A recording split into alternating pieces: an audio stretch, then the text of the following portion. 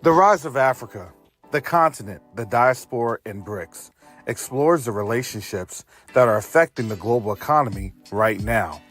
This book explores the relationships of the African diaspora's influence on the African continent and why this is important in stabilizing relationships with an understanding of how BRICS impacts the future, good or bad.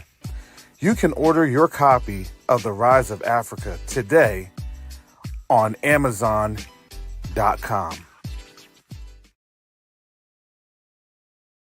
Neo-diplomacy is the new currency.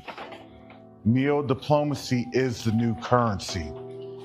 The reason that I can say that is you have a couple of different factors occurring right now as we speak on the world stage. The dollar is being disrupted. Nations are no longer wanting to engage with the United States.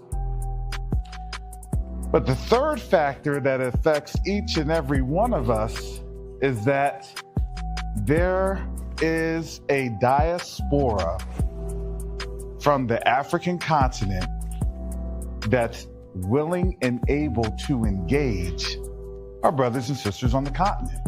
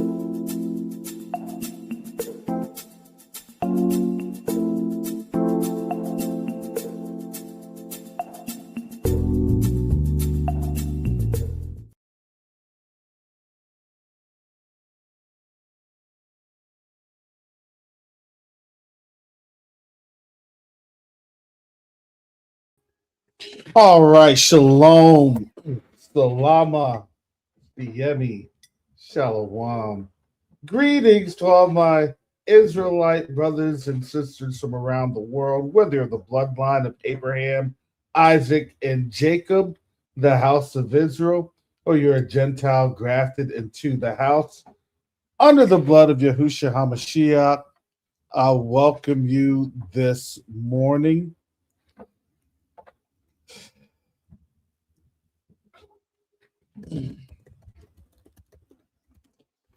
You know, please bear with me. There's a couple of different things that's happening, that's going on. I thank the Most High that I'm here, that I'm able to be amongst you all.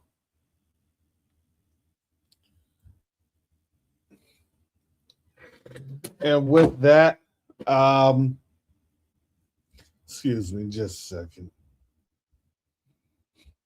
Couple things that are going on in the background.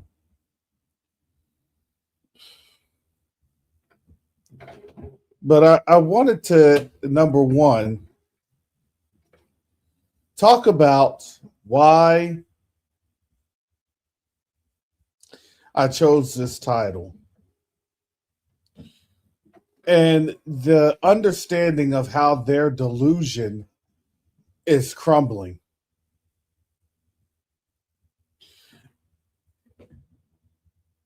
Simply stated, that we see a lot of things that are happening in this world that we have already grown accustomed to. We have noticed this since literally we have been born. We have been told about this from our parents, our grandparents, for those that were fortunate enough to see family that was over your grandparents' age. That is truly remarkable because they give you a lot of insight into how close we were to captivity. And I say captivity in the essence of chattel slavery.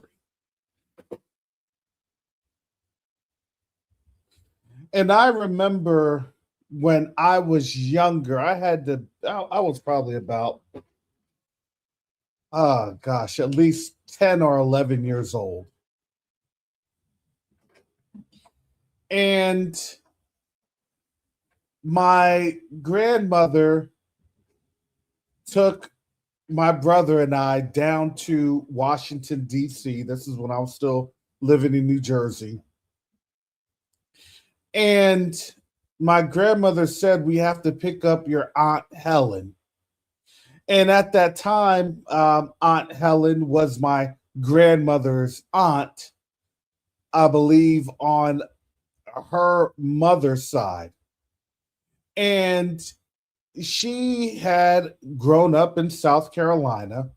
And like my grandmother, my aunt had moved from the country to Charleston, and then from Charleston moved up to the Northeast at DC. My grandmother headed a little bit further north because at that time, Philadelphia, you had the war effort going on, and you had a lot of jobs available for African Americans. And my grandmother took the opportunity to become a seamstress, sewing up parachutes right there on South Street in Philadelphia at one of the factories that was a war machine of sorts back in World War II. And I say all that because that was a time that you had a lot of our people in my grandparents' era that understood a little bit of the realities.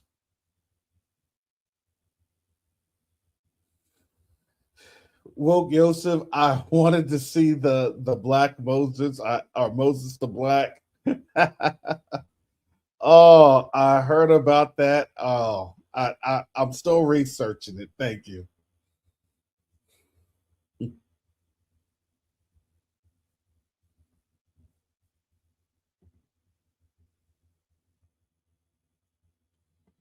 But that generation, as they were showing the realities, there was also a flip that was happening in the context to where, and I'm just going to tell you this,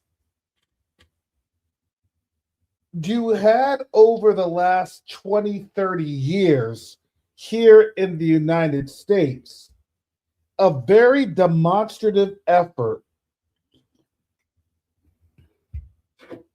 to try to provide the quote unquote, and I would say from them, they tried to have a post racialist theorem that never computed because they were the ones that would always try to say, we have advanced beyond this, our ancestors. Give me a 1 if you've ever heard that one before. Give me a 2 if that's something you've never heard. because I need to make sure that I'm being honest here.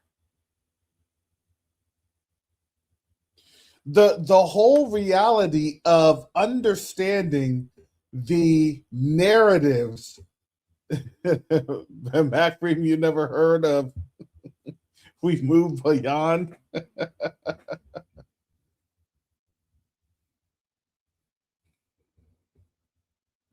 Oh boy. I guess you all must not have worked with a lot of white folks.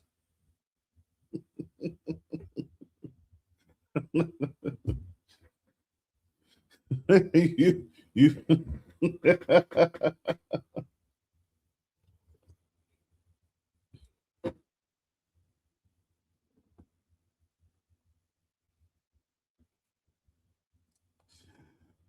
because again, that was the narrative. Hey, we are a post-racial society. Race doesn't matter. Race doesn't, right? And to be quite honest, it was a deception tactic that exactly, Pastor Rick.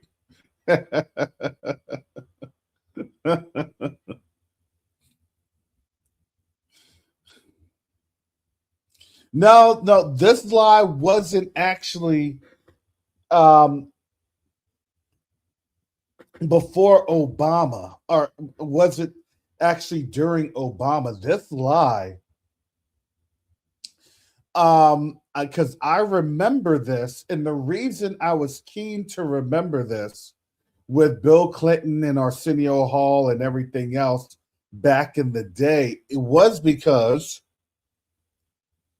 when they tried to label Bill Clinton as the quote unquote first black president, he was playing the saxophone. And during my childhood, I actually grew up playing the saxophone. I played the tenor sax. And that was the same saxophone that Bill Clinton was playing, as it had an elongated kind of neck that curved. And I looked and I'm like, he's only blowing 3 notes. And you could tell that's all he was able to blow. It wasn't really anything too ambitious. So at that time, that really did make a statement on me. But I still remember the lessons that my grandmother would tell my brother and I and my cousin. And those were lessons reinforced. However, my mother would say, no, that's the old way of thinking. But every single encounter, it was never on the premise of something that would come from just us. Oh, I guess that was my fault because I brought that on up, and I guess I shouldn't have brought that on up. I was being racial in our post-racial society, and everything that was done, it was because if you were noticing any type of discrepancies or idiosyncrasies to their narrative, then you were deemed the defective. I pray that I have an understanding here.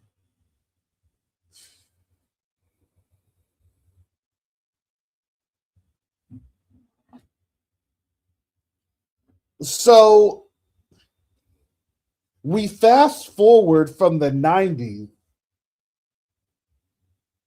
to the 2000s, and we see the kaleidoscope, per se, of the racially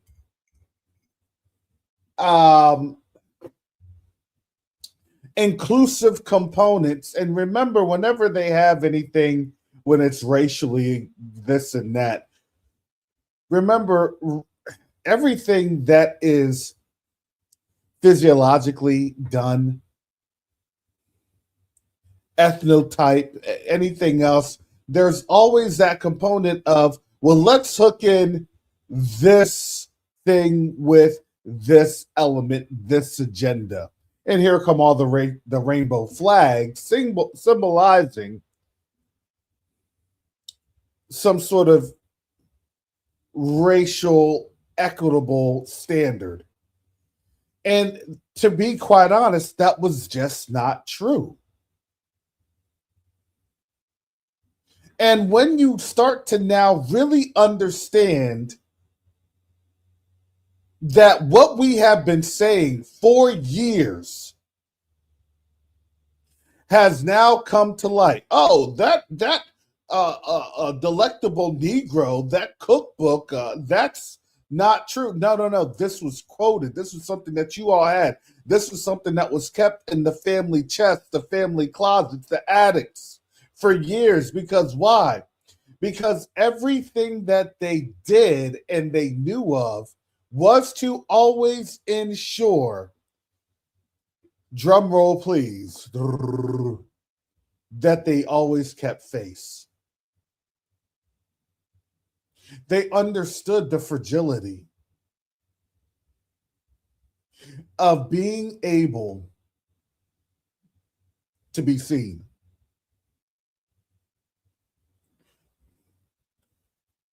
You all realize that, right? That is their biggest vulnerability, to be seen. Oh, you see me doing that? I'm not really doing that. I'm actually doing this. And if you're thinking that I'm doing that, then there's something the matter with you.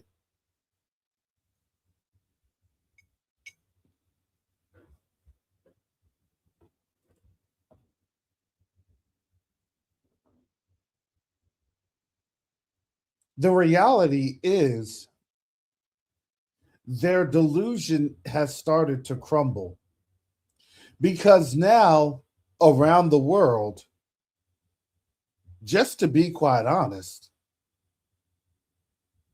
who would want to come to a country, to a nation, to where not only you may be disappeared, but now you're starting to understand every missing person in the African American Black community. I don't care what you call it, what we've been dealing with for years.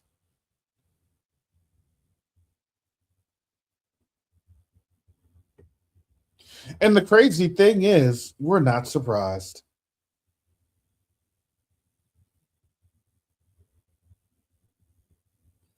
Do you know who has the most surprise on their face?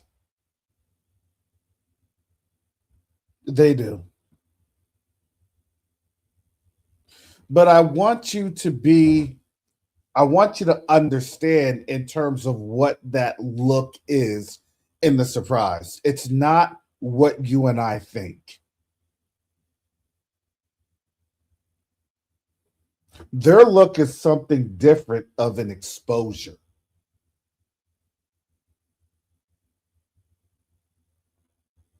Because the exposure means that their power capital is now being diminished. Leak by leak, discussion by discussion, podcast by podcast, live stream by live stream. I don't care if you are looking at this from a nation state, from a organizational or any other secret society. It doesn't matter. It all comes from the same seed, and that's from Hasatan, from the enemy.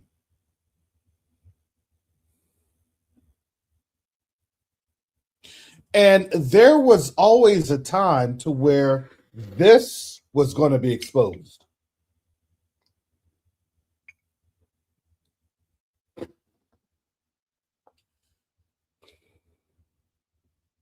And you know what? We've been saying it on this channel. We've been saying it on many a channel throughout our spheres. We've been saying it with Yakoba, Teyu, Ashonda, Pastor Rick, Sister Gates of Holder, and so many more. If I didn't mention you, please forgive me. But so many more of our people.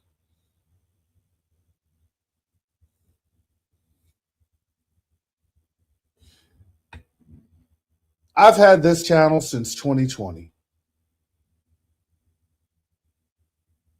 And the ethos of this channel was literally just to be the Most High servant, and stomp on the heads of these serpents. That's it. I wanted to crush the heads of the enemy with what? With truth. There were too many snakes going on with all sorts of crazy behind doctrine. I'm sorry. It was crazy.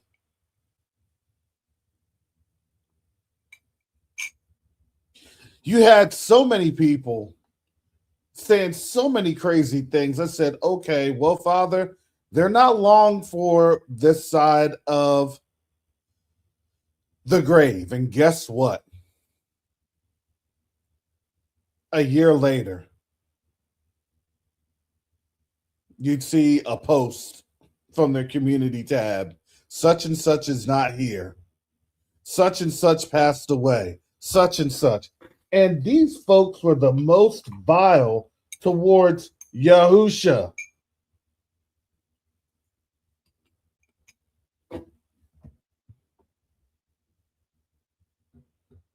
Providing all sorts of wicked doctrines of men, taking scriptures out of context. That's how awesome the Most High is. He lays scripture upon scripture upon scripture upon scripture, foundation upon foundation upon foundation, to be the light unto the world. That means just Israel, right? Okay.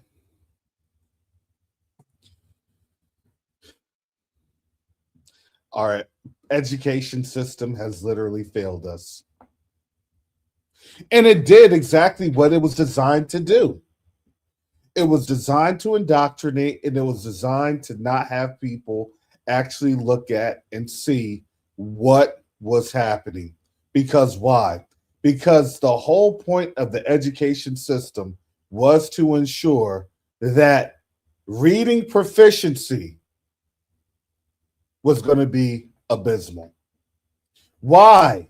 Because they don't want you reading that word. Why? Because once you start to read the word and then you start to ask yourself questions and then you start to understand what those significant foundational blocks of miseducation that we've all have gone through, once you could analyze the problem, then guess what? You are able to ask the Most High through his son Yahushua HaMashiach to give you spiritual understanding. And that's what the role of the Ruach HaKodesh is to lead you and guide you into all truths, not some truths, not modified truths, not my truths. Have you noticed the my mentality is now coming back to haunt them?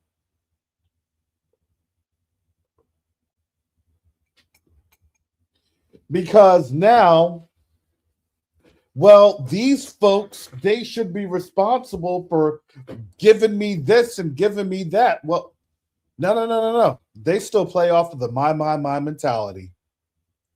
So enjoy it.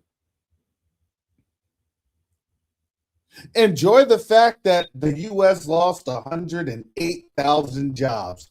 Enjoy the fact that the U.S. only posted 5,000 jobs in January, and you know it's only going to get lower. It's just that people don't want to show what it is that's the reality because they get stigmatized. Hey, if you say this or you say that, you can ruin your chance for your next employer. Okay, good luck with that because employers aren't hiring anyway. I see that all the time in these LinkedIn's. Let me tell you about why experience is better than education. Let me tell you about why education is this and that. Let me tell you about why certifications, right? Everybody's trying to justify why they're important. And everybody's trying to justify a lack that they seem that they have. Because why? Because the system has told us that everything we do lacks. You don't lack, or I'm going to tell you this, you don't lack anything as long as you are in the Most High's word. Matter of fact, you gain. The word is what? A lamp unto our feet. It's a light for our path. Do you know what that means? It means that the Most High gives you the eyes to see and the ears to hear. So you have an understanding of how to navigate through this system. While all the whiles,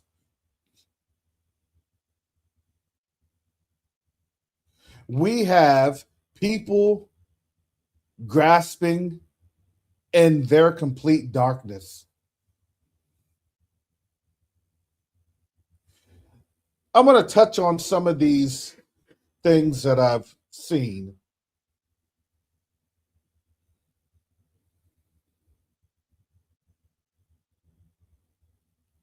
And one of the things that I've seen besides Epstein, and I know it could go on and on and on and on. Let me just explain to you what Epstein is truly all about. Epstein was always the proverbial break glass in case of emergency. That's actually what Epstein was all about. Why is that? Because they have an emergency. What's the emergency? The emergency is this. You have now, again, a Eastern Mediterranean nation that had been propped up for so long that people have now asked questions regarding their Gino with the side of cider. They're now asking questions. They're now trying to figure out why folks are going to Ukraine as their homeland, looking at other places around the world, trying to find out where's the next place to skedaddle to that they can say is the promised land, quote unquote, when again, their first choices was around Kenya and Uganda, but that didn't really match any type of phenotypical story that they could concoct. Just couldn't really fathom it. So they had to go with their second best choice. And now South Africa has been targeted. Because why? Because they're trying their best to make sure that the next place that they can then concoct their story of, it's our exodus. Well, that was one exodus, and now this is our third exodus. This is our third and final.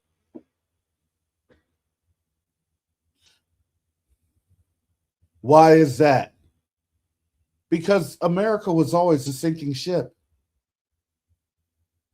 Now you have some Americans actually finding out we can't go anywhere. They don't want us here.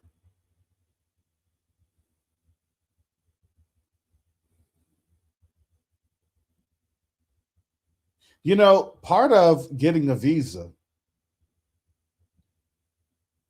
do you know that a visa is actually one of the most discriminatory processes that you have?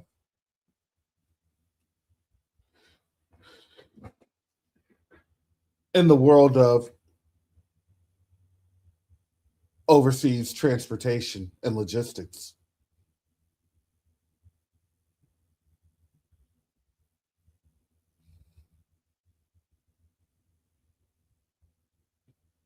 You don't get a visa just because I applied for the visa, and you know what? I'm supposed to get accepted. Okay. Explain that to a bunch of our brothers and sisters there in Africa. No, they cannot. And now you've had over 75 countries that have had visa suspensions. Majority of those countries are over, in fact, in Africa.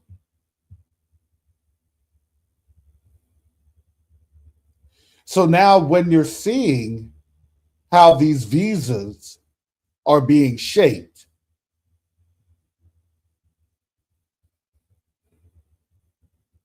people are now beginning to realize, what are they looking at first in the visa?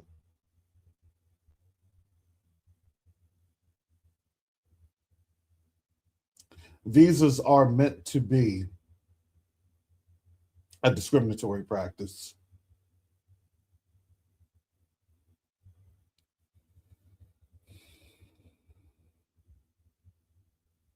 That's how it's always been. You can go to the State Department, go to state.gov, and you'll see. You'll read it on up. They'll put countries on there left and right all the time. And then they can clone it or cloak it, excuse me, as national security. You have been deemed a national security threat. You have been deemed this, and that's just because. It's just because. They'll look at the person that's there working in the council, or excuse me, either the consulate or the embassy. Do you know this person? No. Do you know their family? No.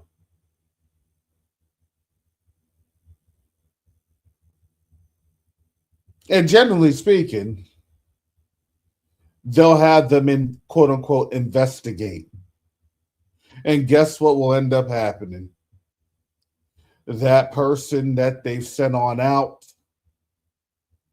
will see the file, and the local host nation partner hire, guess what they do? They get a chance to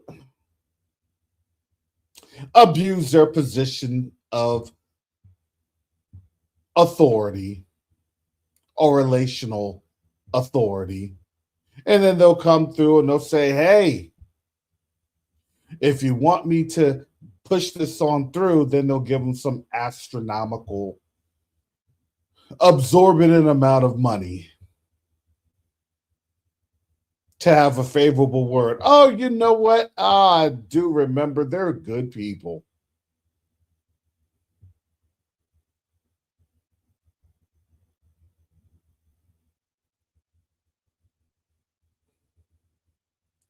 Sorry I had to let you in on those particular tidbits of government function that you won't really ever hear about.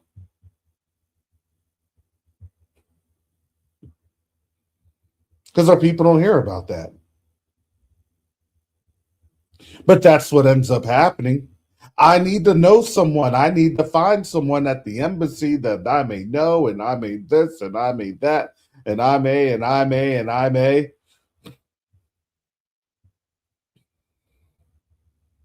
I'd like to go to America one day.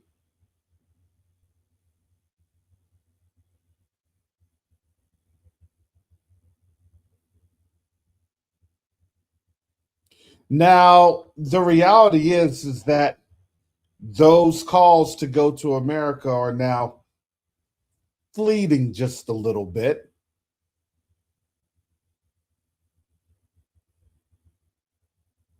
Because now it's been overly obvious based off of US policy who they want here in the United States.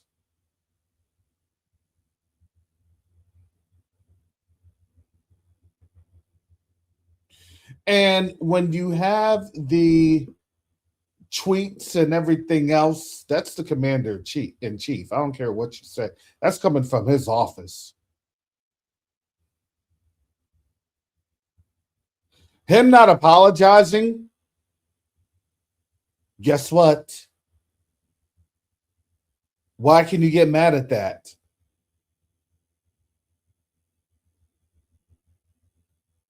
You all haven't really apologized for slavery.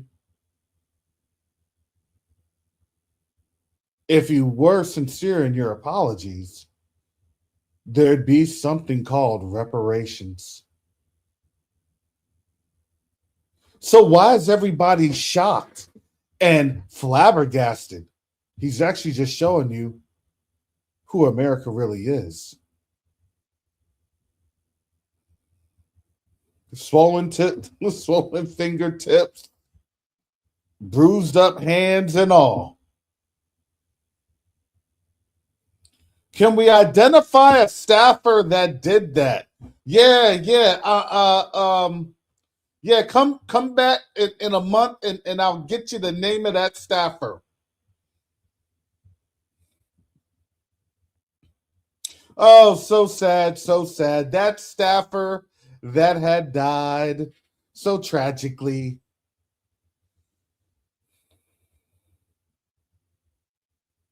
Took two pew pews to the back of the head and a self deletion. So sad.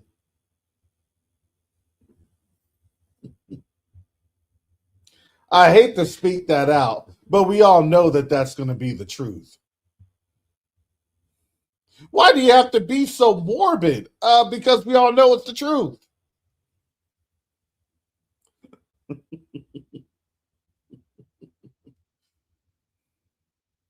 Yeah, get rid of that guy I don't like. Yeah, blame it on him. That one.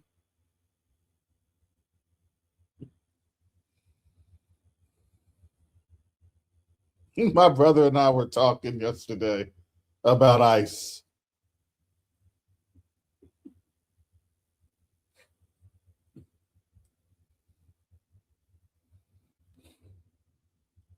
He was telling me, yeah, you know that $50,000 bonus. He said, them clowns didn't even get the 50,000 bonus. They gave him a bonus. Yeah, it was 50,000. Then when taxes came out, a third of the bonus was gone. That's what they do for taxes. It's gone. It's a third of it wiped off. And then they prorated over like a 3 or 4 year period. You only get like an extra $250 a month, if that.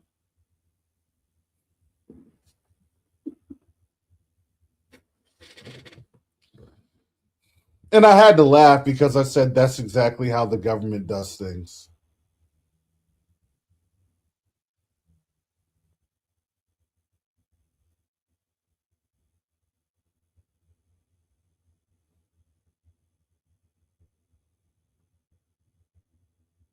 But it wasn't about, for them, it wasn't about the money. I'm telling you. It's about being able to exercise the enormous amount of hate that you have in your heart so then you can project that onto vulnerable people. Oh, we know exactly how that works. That's why they hate us. Because we can indict. And we can indict gloriously.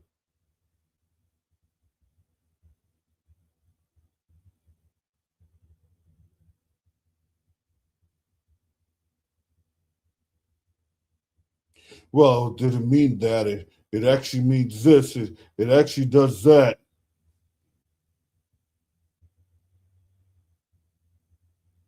It's freedom. It's democracy.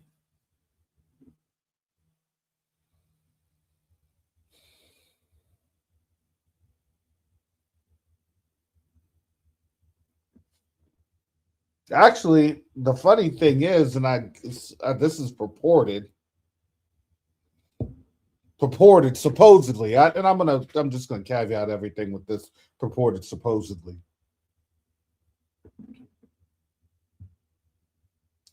But supposedly, that most ICE agents, according to some reports that is coming out of the White House, is that most ICE officers are Hispanic.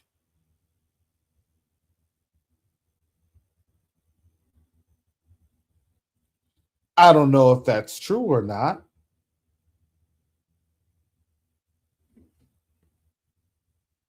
But remember, I would say this, a lot of those, if you didn't know and realize this, for those that are listening that may not understand how this thing is working, the curses are reversing.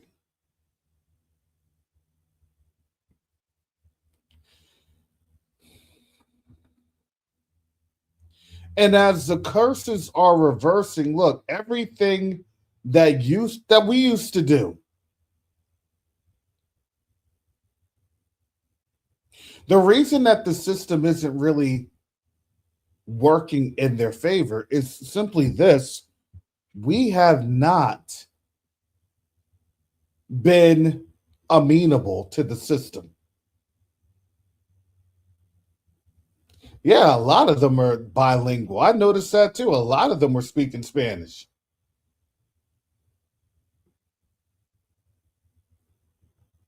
Yeah, conquistadors, self hate, absolutely.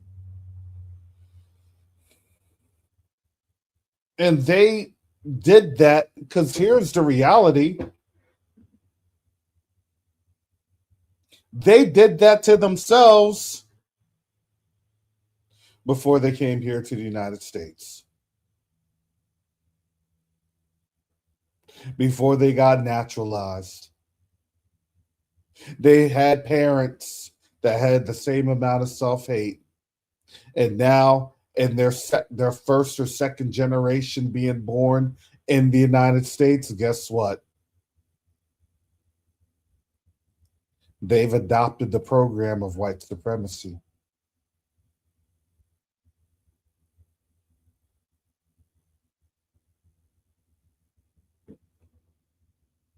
And all we can say is we saw that coming.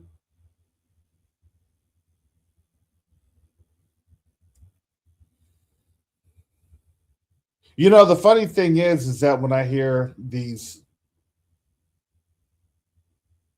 folks on social media, black folks come save us.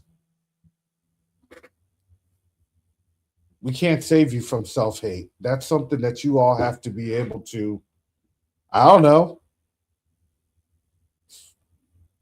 strap yourselves up by the pull yourselves up by the bootstraps, pick yourselves up.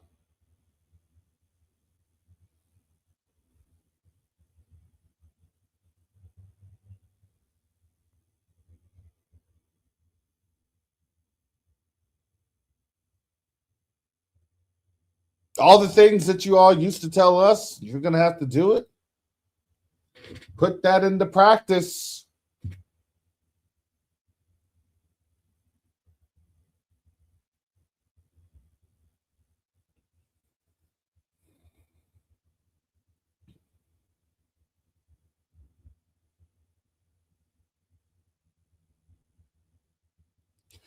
We're not saving anyone.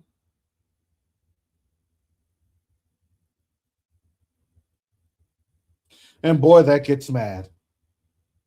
That gets them mad.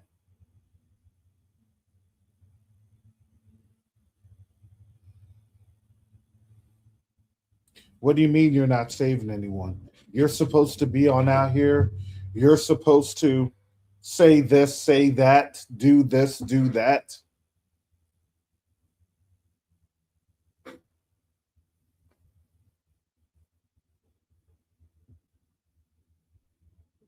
They're mad because literally in less than, honestly, 18 months,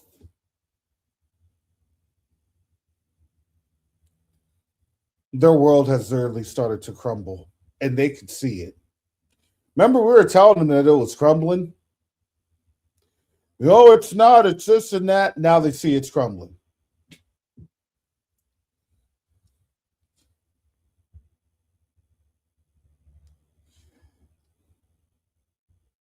Epstein files crumble. Iran. Iran's a crumble. That's a crumbler. And Iran's so much of a crumbler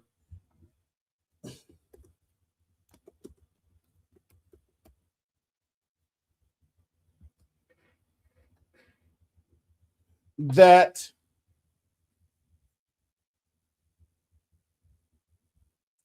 they're getting mad and agitated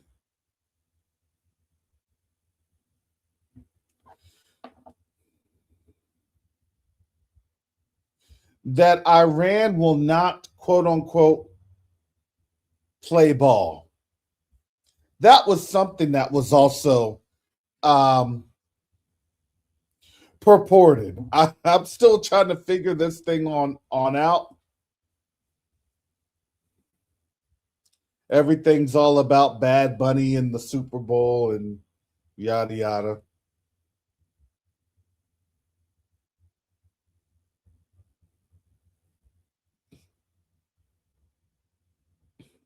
Folks talking about the UK and Epstein fallout.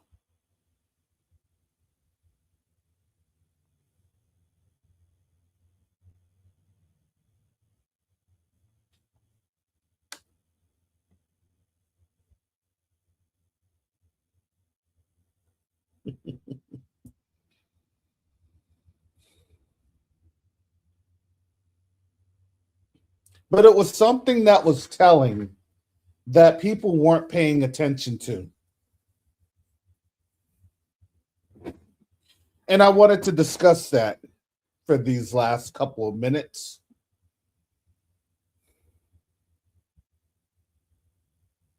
Jared Kushner and Witkoff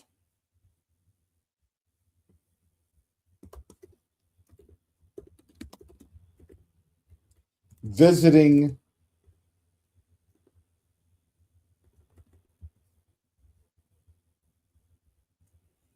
one of the, I believe, carriers.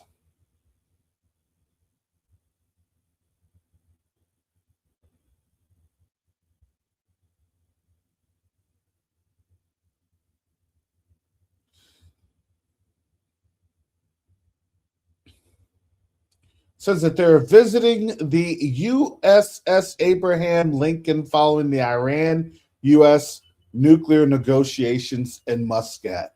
Why is that? Well, quite simply stated, and I'm gonna open up this Twitter right here. I'm gonna share this.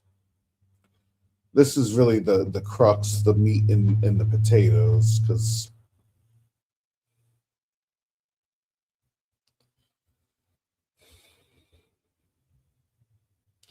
this is the negotiations. This is the same format of negotiations that they had literally last year,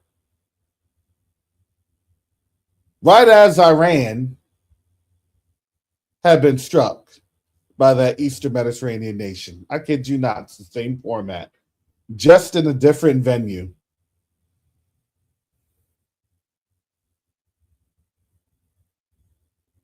Talking to the Omani delegation,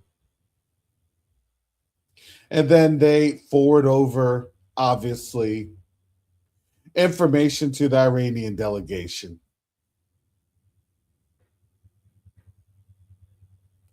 Here's when they're visiting the USS Abraham Lincoln.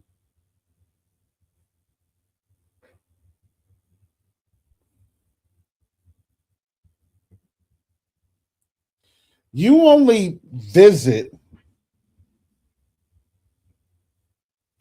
really a carrier strike group, the main vessel, the supported vessel of the carrier strike group.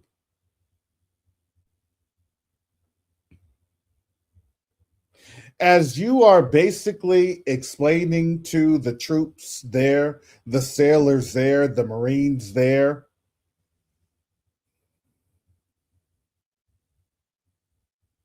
that they're about to go into action.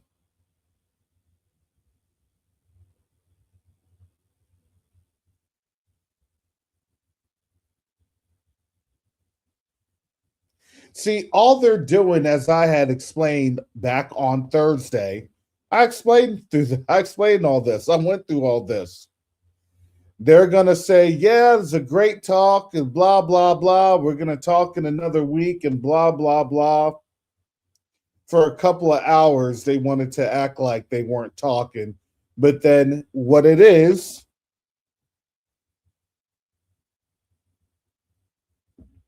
the reason what you heard, and I'm going to probably say that this is more than likely factual, was that Trump wanted Iran to take a hit. So it would garner good favor with Iran.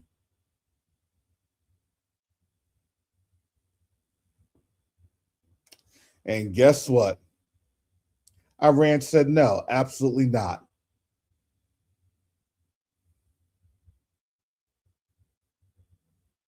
Remember what happened the last time?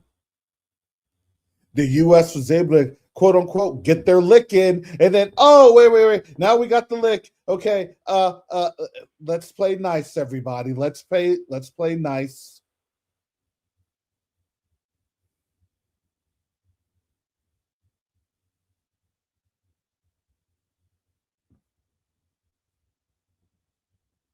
And they said, not today.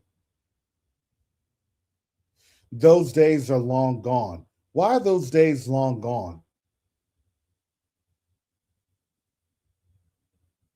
Because now the rest of the world, quite simply, they're not playing that game. Well, if you do this, we'll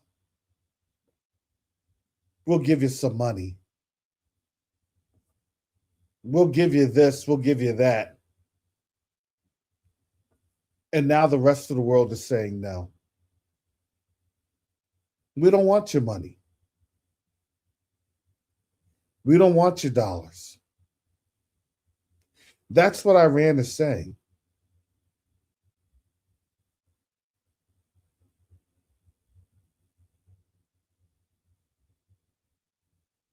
And this is something that is scaring them because remember, the thought of just being able to bribe and pay off. Okay, and then we'll come back.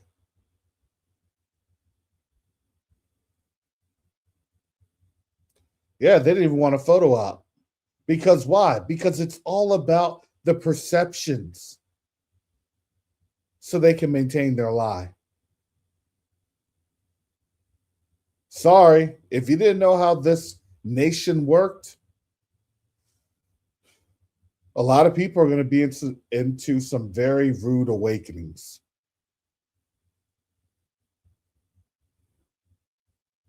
Well, it's the Super Bowl, of course. That's why they wanted to kick this can down the road. They're going to try to kick this can down the road as much as possible. I would estimate if they can try to kick it down the road until about mid-March, that's what they'd want.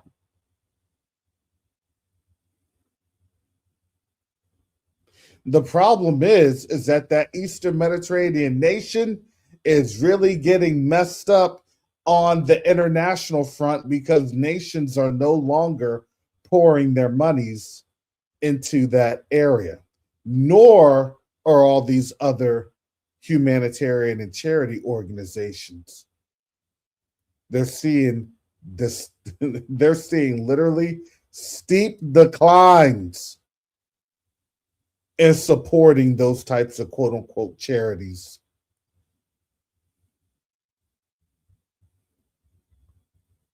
And for those that are receiving the charity donations, that's going to Palestinian relief efforts.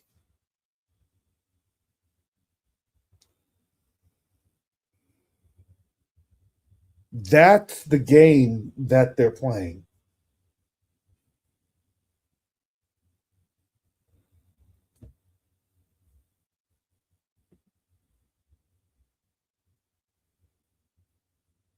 While they're destroying themselves,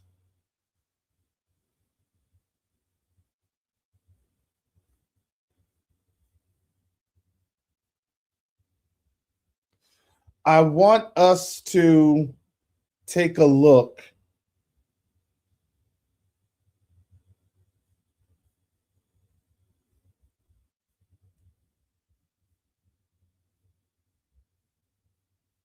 and shout out to Brother Fast Nickel. Shout out to the Q2-Way team. Been doing some awesome, awesome initiatives.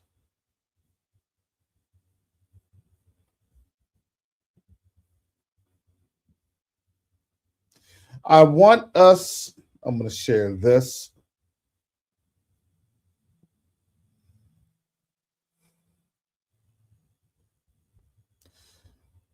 This is what we're doing to provide economic development.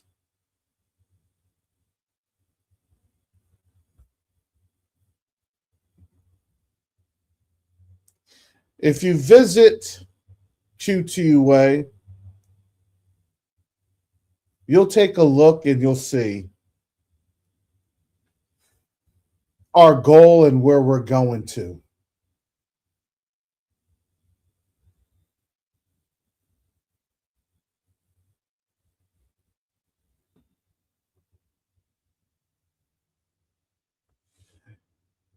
As you look to see the plan, the journey,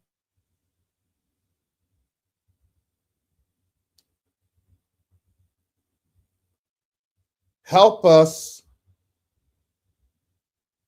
as we are moving towards this future.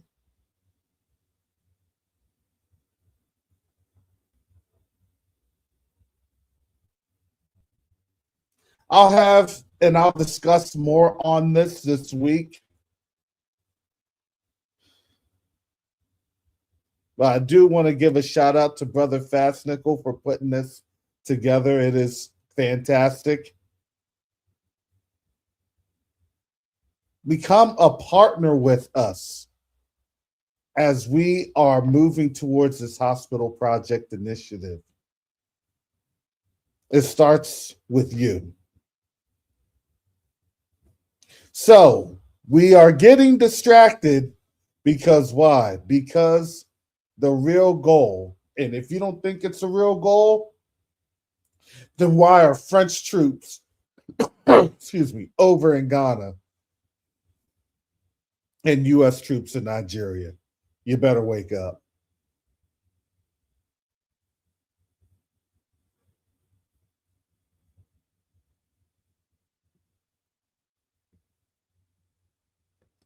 I'll put this link on out here in the chat.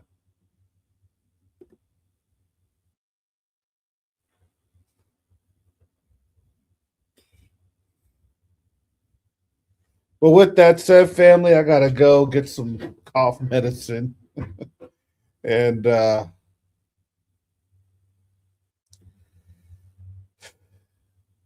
getting ready for this day. Oh, thank you, family, for your prayers, your support. It does go a long way. I pray that I'll be 100% here the next couple of days. If you'd like to support this channel, you may do so. I appreciate you all for your support. I really do. It helps. It helps to keep me on. It really does.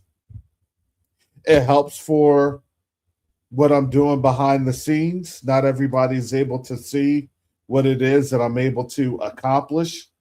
But some of these projects, just like this, it's through your help.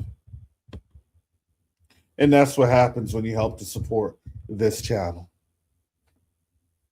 As for Q2A, tell your family, tell your friends.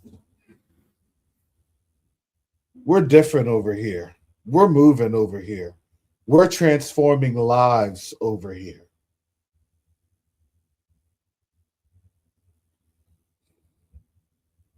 So with that said, family, I got to get up on out of here.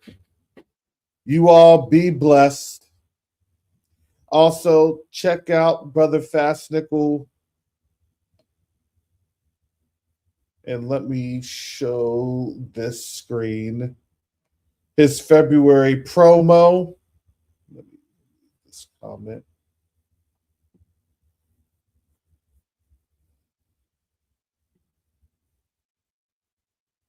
His February promo. Free for February, crypto basics in 60 minutes. LearnCrypto101.info. It's LearnCrypto101.info. All right. Well, that's all I have for the advertisement. In